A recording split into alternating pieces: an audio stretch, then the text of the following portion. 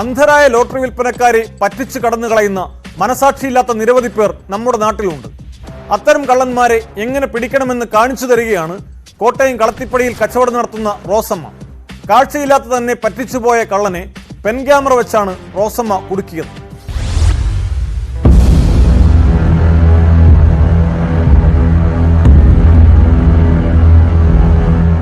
കാഴ്ചയില്ലാത്ത മനുഷ്യരെ പറ്റിക്കുന്ന കാഴ്ച പലപ്പോഴും നമ്മൾ കണ്ടിട്ടുണ്ട്. കാഴ്ചയില്ലാത്ത ലോട്ടറി കച്ചവടക്കാരെ പറ്റിച്ചുകൊണ്ട് ലോട്ടറി ടിക്കറ്റുമായി മുങ്ങുന്ന ബിരുദന്മാരെയും നമ്മൾ പലതവണ കണ്ടിട്ടുണ്ട്, കേട്ടിട്ടുണ്ട്. അത്തരം ആളുകളെ പക്ഷേ പലപ്പോഴും പിടിക്കപ്പെടുക കുറവാണ്. പക്ഷേ ഇവിടെ കോട്ടയത്ത് കളത്തിപ്പടിയിൽ ഒരു കാഴ്ചയില്ലാത്ത അമ്മ ലോട്ടറി വിൽപ്പന നടത്തുന്നു. അവരെ പറ്റിച്ചുകൊണ്ട് പതിവായി ലോട്ടറി എടുത്ത് മുങ്ങുന്ന, പണം കൊടുക്കാതെ മുങ്ങുന്ന ഒരു കള്ളനെ പിടികൂടിയ കഥയാണ് നമ്മൾ ഇന്ന് പങ്കുവെക്കുന്നത്. എന്നോടൊപ്പം ഇവിടെ ഉണ്ട് അമ്മ. കുറെ കാലമായി ലോട്ടറി കച്ചവടം തന്നെയാണ് അല്ലേ? ഈ വീടും പേരും ഒക്കെ, വീട് എവിടെയാ? എന്റെ വീട് ഇവിടെ അടുത്ത് കളത്തിപ്പടി പള്ളിക്കുന്ന് പറയും. പേര് റോസമ്മ എന്നാണല്ലേ?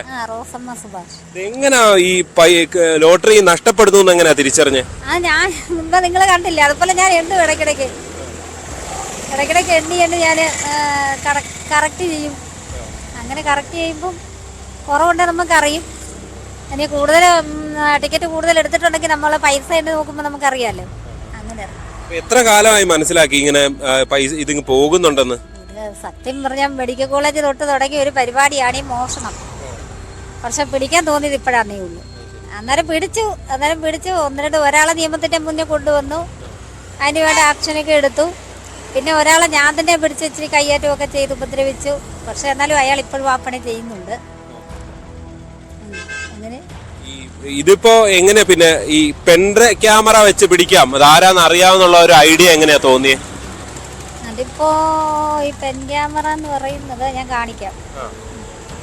അത് കാണിച്ചെങ്കിലല്ലേ അതിന്റെ ഐഡിയ മനസ്സിലാക്കാൻ പറ്റും. ഇതിപ്പോ ഈ പെൻ ക്യാമറ ഇങ്ങനെ ഡ്രസ്സില് കുത്തി വെക്കും അല്ലേ? ഇതിങ്ങനെ ഓണാക്കും. വെറുതെ ഇതിങ്ങനെ ഓണാക്കിയിട്ട്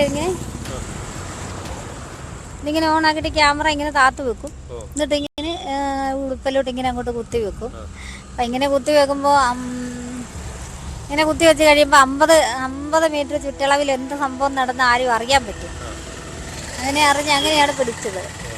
അങ്ങനെ നമുക്ക് പിടിക്കാൻ പറ്റും. ഇപ്പം ഞാൻ തന്നെയല്ല, എൻ്റെ ചുറ്റുവട്ടത്ത് എന്തെല്ലാം സംഭവങ്ങൾ നടന്നാൽ ഈ പെൻ ക്യാമറയ്ക്കകത്ത് റെക്കോർഡിങ് ആവും, കാണാനും പറ്റും. Video recording. ഇതിപ്പോ ആരാ ഇത് വാങ്ങി തന്നെയൊക്കെ ചെയ്തത്? ഇത് ഞാൻ എൻ്റെ ഫ്രണ്ടിനെ കൊണ്ട് വാങ്ങിപ്പിച്ചതാണ്. ഇങ്ങനെ ഒരു ഐഡിയ എങ്ങനെ വന്നു? ഐഡിയ ഇങ്ങനെ ഞാനിങ്ങനെ സിനിമ കാണുന്ന കൂട്ടത്തില്ല. ഇപ്പോൾ സീരിയലിനകത്തൊക്കെ ഇങ്ങനെ കാണിക്കുന്നു, പിന്നെ അതുപോലെ സിനിമയിലൊക്കെ ഇങ്ങനെ കാണിക്കുന്നു. പിന്നെ എൻ്റെ ഫ്രണ്ട് ഇതിനെ കുറിച്ച് എന്നോട് പറഞ്ഞു തന്നു.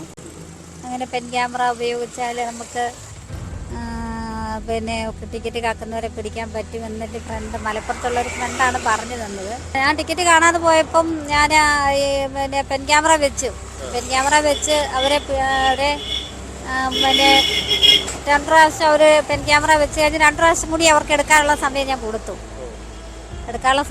അവരെടുത്തു എന്നുള്ള കൃത്യമായി കഴിഞ്ഞപ്പോൾ പെൻ ക്യാമറ കണക്ട് ചെയ്ത് നോക്കി. അപ്പോൾ അവരവിടുന്ന് മനസ്സിലായി. പരാതി കൊടുത്തില്ലേ? അതെന്താ? പരാതി കൊടുത്തില്ല. അത് കൊടുക്കാൻ എന്നാന്ന് ചോദിച്ചാൽ അവരെന്നോട് മാപ്പ് പറഞ്ഞപ്പം പിന്നെ എനിക്ക് പരാതി കൊടുക്കാൻ തോന്നിയില്ല. കോട്ടയം കളത്തിപ്പടിയിൽ നിന്ന് ജി ശ്രീജിത്ത്, ന്യൂസ് 18.